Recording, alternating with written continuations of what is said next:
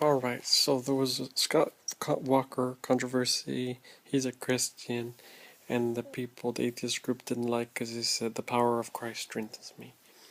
Well, you see, well, that's good he believes in that, but the bottom line is, religion is for religion, and then government politics is for government politics. That's just the way it is. You can't have. It's like somebody saying that. What happened if somebody said something and they just try to talk to you into something that has nothing to do with government, or they decided to pass a bill that has nothing to do with government. Think about that situation, whatever it is.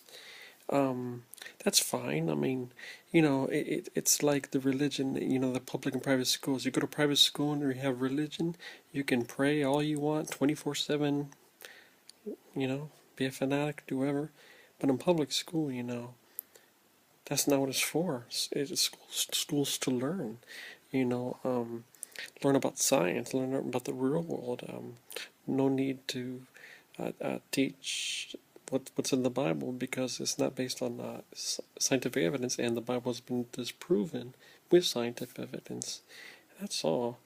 I mean, I can understand people getting upset because there's just no need to be that. Put it like in another way.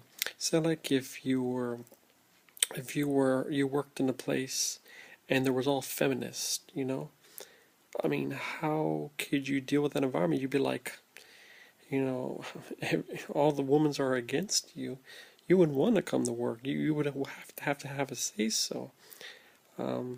Or say like if there was an issue where, I don't know, somebody was gay and they kept on talking how great being gay was, and they doing this when when you're in the government talking politics.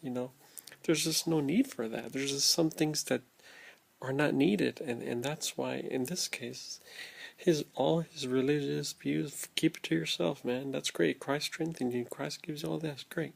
Focus on the government. That's what it's about. Christ ain't gonna do nothing to pass bills. I'm just saying. So and especially since people been, let's go back to where it is. The people mad at religious people mad against atheists. Well, think about how it all started. It was all the religious people saying, if you don't believe, you go burn or go to hell. If you have signs, you go to hell. And it's only just a matter of time somebody stands up, in this case the non-believers, and go after the people that have threatened with hell and caused them. And that's why the atheists are mad. And especially they're more upset the ones that had to go through that religion for either 30 years or since they were born and all. But me, like me and Richard Dawkins, we were mad because or Sam Harris, we're not like very angry atheists because Sam Harris didn't grow up with religion. He was lucky. I didn't really grow up with religion until later on. My family decided they wanted to be religious. So it all starts from the beginning. It's like, and people need to have their kids checked. Another helpful hint is if your kid becomes violent, against the brother or sister at a young age, and if it's not normal violence, it's a violence that it's a really bad violence. Chances are you better get your kid checked because later on, who knows what the kid's gonna have? What the kid's gonna commit, whether crimes or even more physical abuse with parents or his other siblings, because all kids have siblings. They're jealous.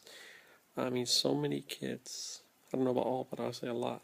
When you have babies, and you have a brother and an older sister, they're always going to be fight. They want the toys or whatever it is, or mom and dad gives me more affection, or whatever it is.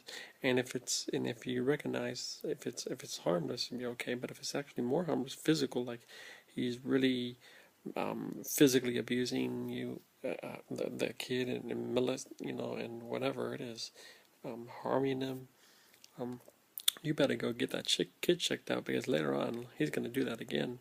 So either him, uh, his friends, his other family, or anybody later down the line. So you have to be cautious of of these things.